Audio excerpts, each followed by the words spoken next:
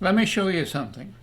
This is a bullet that I recovered after an aircraft accident in Japan. I was on a scramble. We were scrambled off to intercept incoming unidentified aircraft. The day that I crashed, I had my airplane all ready to take off and was sitting there in the shack 5 minutes from it, or not closer than that. We had to get airborne by 5 minutes. And we got a phone call, said there were enemy aircraft coming in from the east. And so the other pilot and me that were on duty at that time, we ran out, got in our aircraft. The airman got the engines started, the starter engines, and we got our airplane started, cleared for the tower to take the runway, went out and took off, and radar guided us out toward the enemy aircraft that were coming in. Somehow their enemy radar caught us, that we were taking off in our aircraft coming out to meet them, and they didn't want to meet us, so they turned tail and went back to their home base. And so then we were told that our enemy aircraft had fled away from us and we could turn around and come back home. And that's what we did. And that was when I come back and was going to land at the home base, following my flight leader in behind him, when I got caught in his jet turbulence. And I lost my flying power momentarily. And I was getting close to the ground, so didn't have time to recover and break my flight into the ground. And that's when I flew into the ground, hit the perimeter road, and when the nose hit it, the nose broke off, and then the cockpit broke off, and the rest of the aircraft slid up the hill. That's when I went flying through the air. And when I hit the ground, the airplane broke in 3 parts. The nose with 650 caliber machine guns loaded in it, it broke off and went flying through the air toward the runway. The cockpit with me in it broke loose behind my seat, and I went flying through the air.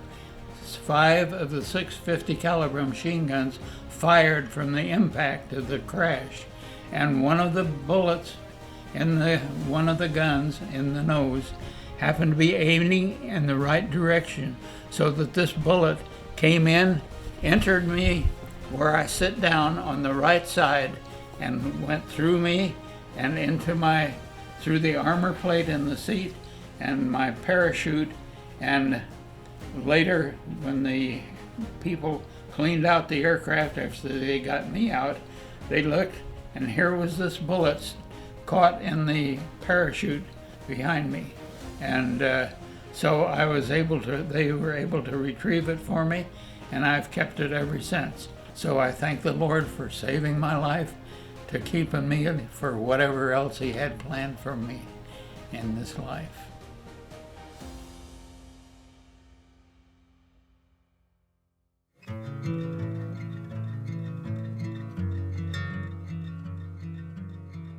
My grandpa Reuter moved there from Grundy County in 1913, and Reuter has farmed that farm until 2024, and that would be me.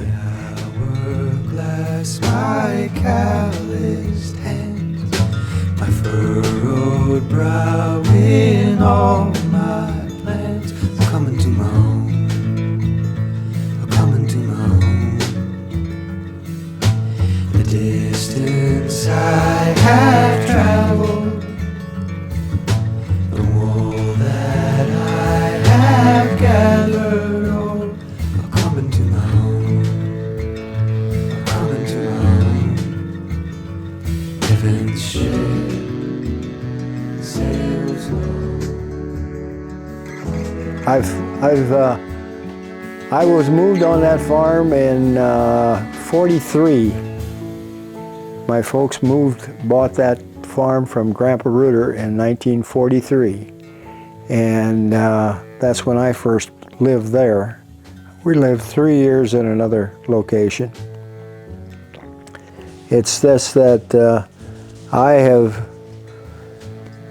am older and it's time for me to slow up a little bit, so I said I wasn't going to farm that thing next year.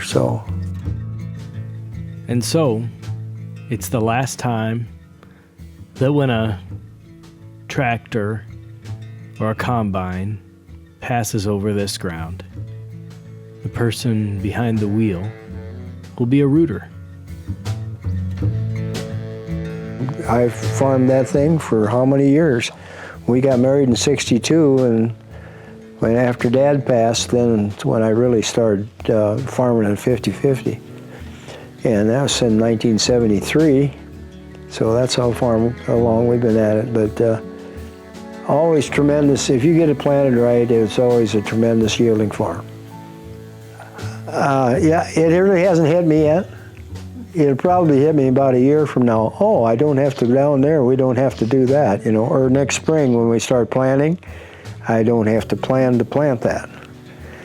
With buying seed, chemicals, and inputs to do everything. So in a management way, it really hasn't hit me yet. But when next spring, oh, well, we don't have to go down there I don't have to buy that seed corn for that farm and stuff like that. And so, but it's sentimental. And you know,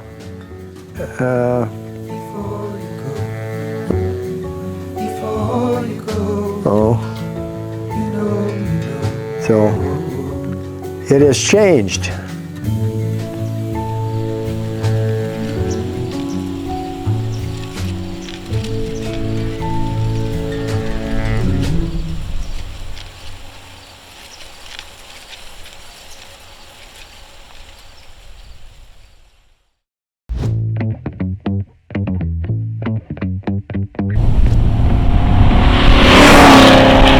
Probably 4 or 5 years now, I suppose. It seems to work out.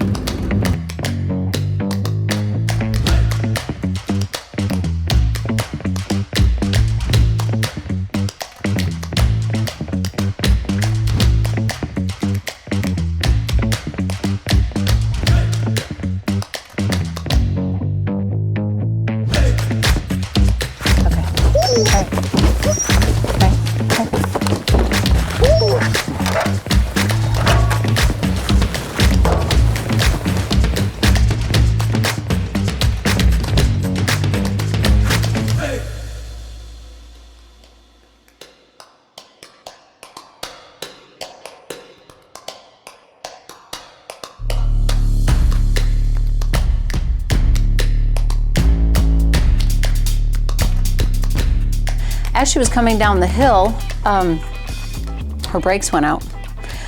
So you have 4 people in a hatchback. My brothers, tried the emergency brake, this or that. Well, long story short, they come down that hill full blast, no brakes, go right past the tennis court, and they fly into the river.